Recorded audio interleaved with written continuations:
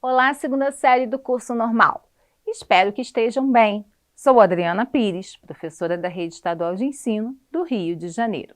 Estou aqui para a terceira videoaula de português. Na aula de hoje, vamos estudar os termos acessórios de uma oração. Vocês devem estar se perguntando o que são termos acessórios, certo? Bom, se chamam termos acessórios, pois não são obrigatórios em uma oração.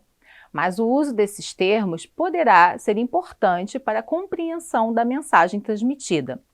Não são como os termos essenciais, sujeito e predicado, já que, por serem acessórios, podem ser retirados da oração sem alterar a estrutura sintática.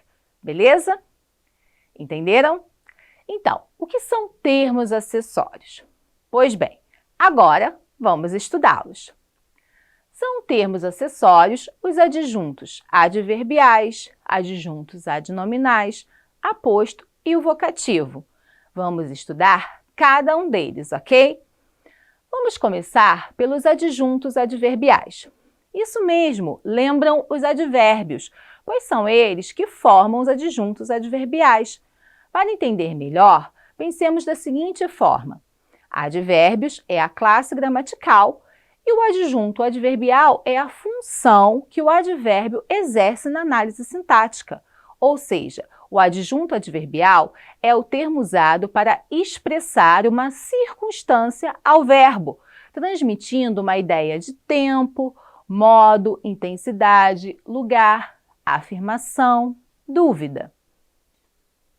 Os adjuntos adverbiais podem aparecer no início, no meio ou no fim das frases e podem ser ou não separados por vírgulas, conforme a posição que ocupam. Existem adjuntos adverbiais de afirmação, de negação, de causa, de lugar, de tempo, de intensidade, de companhia, de dúvida, de concessão, de instrumento, de meio, de modo, de condição, de finalidade, de assunto, de direção, de exclusão, de frequência, de matéria, de conformidade, etc. Vejam os exemplos. Amanhã, a funcionária virá ao escritório assinar o contrato. A mãe abriu, lentamente, a porta do quarto da filha. Meu irmão faz natação todos os dias. Bem, vamos analisar. Sempre falo para os meus alunos começarem pelo verbo. Fica mais fácil. Na primeira oração, amanhã a funcionária virá ao escritório assinar o contrato. Qual é o verbo? Isso mesmo, virá. E qual termo está atribuindo a esse verbo uma circunstância? Correto, amanhã. E essa circunstância é de perfeito, tempo. Então, amanhã é um adjunto adverbial de tempo. Fácil, né? Bom, veremos agora os adjuntos adnominais. E pensem, se o adjunto adverbial é representado por advérbio, o adjunto adnominal, nome, é o termo que atribui características ao substantivo que acompanha. Pode ser representado por um artigo, por um adjetivo, por uma locução adjetiva, por um pronome adjetivo e por um numeral adjetivo. Vamos aos exemplos. Aquele livro velho é meu. Meu filho tem uma camisa preta. 7 pessoas diferentes ligaram para você hoje. Quem é o primeiro concorrente? Você vai nadar na água do rio? Percebam que todos os termos destacados estão atribuindo características ao substantivo que acompanha, certo? Na primeira oração, vemos que os termos aquele e velho dão características ao substantivo livro e são, como estudamos, pronome adjetivo e adjetivo. Entenderam? É importante fazer um destaque aqui. O adjunto adnominal é frequentemente confundido com o complemento nominal. Por isso, pensem da seguinte forma. O adjunto adnominal é dispensável, sendo uma informação acessória. refere-se a um substantivo concreto e pode ser ou não precedido de uma preposição. Já o complemento nominal é uma informação obrigatória. Vem sempre precedido, iniciado por uma preposição e está ligado a um substantivo abstrato, adjetivo ou advérbio. Beleza? Continuemos. Agora, vamos estudar o vocativo. Bem, pelo nome, a gente já consegue entender esse termo. Vocativo, que evoca, que chama. O vocativo é o termo que evoca, chama algo ou alguém na oração e vem separado por vírgula. O vocativo não se classifica como termo acessório exatamente pelo fato de não manter nenhuma relação sintática com os outros termos da oração, como no caso dos adjuntos. Vamos aos exemplos.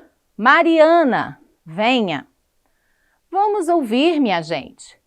Você viu o que aconteceu, senhora? Viram? São chamamentos e não possuem relação com nenhum outro termo da oração, como em Mariana, venha. Estamos chamando, evocando Mariana e está isolado pela vírgula, certo? Vamos agora para o aposto. E atenção, muita gente confunde aposto e vocativo. Sério. Vejam então, o aposto é o termo responsável por explicar ou justificar um elemento anterior a ele, ou seja, é todo termo que na oração esclarece ou explica outro, bem diferente do vocativo, né? Mas então, o que confunde? Existem vários tipos de aposto e alguns vêm obrigatoriamente entre vírgulas, mas na dúvida é só lembrar que o aposto explica, não evoca, e o fato do vocativo ser um termo que não tem relação com nenhum outro termo da oração. Analisando com atenção, não tem como errar. Então, fixa aí. O aposto fornece novas informações sobre um dos termos da oração, estando sintaticamente relacionado com ele. O aposto desenvolve, explica, enumera, esclarece, detalha, especifica esse outro termo da oração. Vejamos os exemplos. Sempre fui apaixonada por Pedro, o mais simpático de todos os meninos. As minhas duas primas, Kátia e Beth, moram no Rio de Janeiro. Gostaria de cursar várias faculdades: línguas, medicina, advocacia, filosofia e botânica.